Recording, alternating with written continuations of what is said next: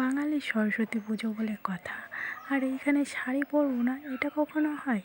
তাই সকালবেলা 6টার সময় ঘুম থেকে উঠে ঠান্ডায় কাঁপতে কাঁপতে গিয়ে চান করে নিলাম। চান করে রেডি হয়ে গেছিলাম শাড়ি পরে, তারপর ডালাটাকে রেডি করে নিয়ে মন্দিরে চলে এসেছিলাম। মন্দিরে এসে দেখলাম সবাই গোছাচ্ছে। তারপর আমি আর ভাই বলে মায়ের কাছে জোড়া সন্দেশটা দিয়ে দিলাম।